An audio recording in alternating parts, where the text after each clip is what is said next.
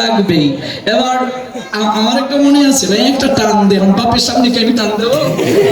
না না, এটা সেবার নিয়ম। তারপর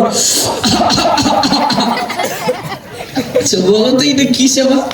ঝটপট ঠাকুরের সেবা। তারপর কলকি নারায়ণ নামে তামুক টানা। তোমাদের অঞ্চলে আছে এই সেবা?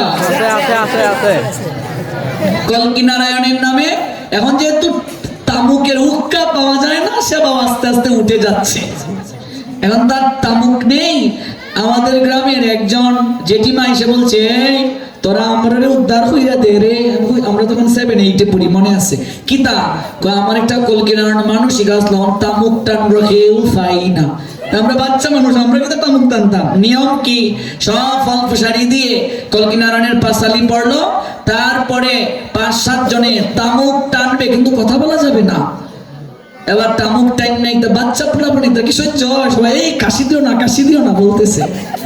অথচ জিজ্ঞেস করো কলকি নারায়ণ কে, বলতে পারবে না। নারায়ণ কি তামুক খায়? কি আশ্চর্য!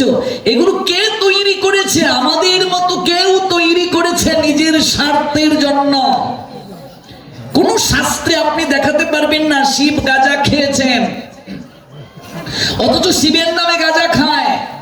কোথাও নেই মা কালী মদ খায়, অথচ কালী পূজায় মদ দেয়। এগুলো তামসিক, রাজসিক, এগুলো ধর্ম নয়। ধর্মের সংজ্ঞা দিয়েছেন Bhagavat. What means religion? Religion means the rule of regulation omnipotent maker Krishna. ভগবানের আইন হচ্ছে ধর্ম। কলকি নারায়ণ, কলকি অবতার কি এখনই এসে গেছেন নাকি? 4,32,000 বছর কলিযুগের আয়ু, মাত্র 5,500 বছর গিয়েছে। তিনি ভারতের সম্বল নামক গ্রামে আসবেন। কলকি নারায়ণ, তার যে পুজো করা হচ্ছে, তিনি কি কখনো খান নাকি? তিননাথের নামে গাঁজা টানা হতো এক সময়। ত্রিনাথকে জিজ্ঞেস করে বলতে পারবে না, কিন্তু গাঁজা টানছে। আমি এক মহাদেবের ভক্তকে বললাম, আপনি গাঁজা খান কেন? কয়টা মহাদেবের প্রসাদ। এবার এটা যদি মহাদেবের প্রসাদ হয়, মহাদেব তো বিষও খেয়েছিলেন, বিষটাও তো প্রসাদ, একটু খান। এবার কয়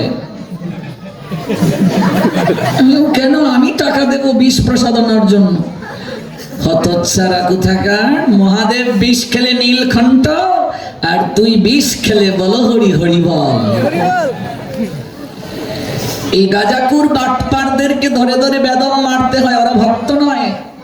মহাদেবের নামে ওরা কলঙ্ক দিচ্ছে, ওদের কপালে মহাদেব ত্রিশূল বুকের মাঝে বিঁধবে।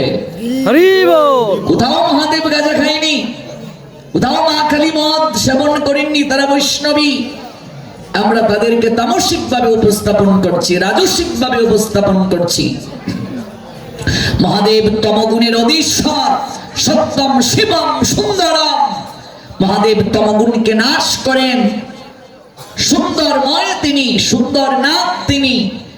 অথচ আজকাল সেই মহাদেবকে ভিন্নভাবে উপস্থাপন করা হচ্ছে সমাজে। শিব চতুর্দশীতে আমার বয়সী কিছু পোলাপান ফেসবুকে স্ট্যাটাস দেয়, জয় শিব শঙ্কর, টিলাবাঙ্গা সমান কর। কি আশ্চর্য! অন্য ধর্মের লোকেরা এগুলো দেখে হাসে। তারপর বলে কি গাঞ্জার চিরল চিরল পাক, গাঞ্জা খাইয়া মগ্ন হইয়া নাচে ভোলানাথ। এই কোথায় রে খেয়েছিল গাঁজা, তুই দেখেছিলে নাকি? মহাদেব আর সতীর সম্পর্ককে গ্রাম্য যুবক যুবতীর প্রীতি বানিয়ে ফেলছে ওরা। সতীর সঙ্গে মহাদেবের এই সম্পর্ক কি আমাদের মতো সম্পর্ক নাকি? কৃষ্ণের সঙ্গে রাধারানীর সম্পর্ক কি আমাদের মতো সম্পর্ক নাকি? হ্যাঁ, কি আশ্চর্য! আজকাল সিরিয়াল গুলোতেও দেখবে কি কান্না মহাদেব সতীর বিরহে। মনে হচ্ছে সে কাকেই একেবারে যায় যায় অবস্থা প্রাণ। এমন ভাবে এই সিরিয়াল গুলো দিচ্ছে জি বাংলায়, স্টার জলসায়, কালার্স বাংলায়, কিন্তু এর পিছনে তত্ত্ব কেউ জানার চেষ্টা করে না। কাজে কথাগুলো অপরাধ নেবেন না, আমরা যেন কষ্টের সঞ্চার হৃদয়ে না করি। আমি বিনয়ের সঙ্গে বলছি, আসল ধর্মটা জানুন, একটু ভাগবতটা পড়ুন, নিজেরাই জানবেন। আমরা বানানো কথা বলছি না। 28 প্রকার নরকের মাঝে একটা নরক তাদের জন্য বরাদ্দ। এগুলো যদি শরীরের জন্য ভালো হতো, ডাক্তাররা নিষেধ করছে কেন? কাজে নেশা থেকে আমরা যেন ধীরে ধীরে সরে আসি। নারদ বলছেন, তোরা বৃক্ষকুলে গিয়ে জন্মগ্রহণ কর। ভাগবতে আছে 10ম স্কন্ধে। এবার চরণে পড়ে কান্না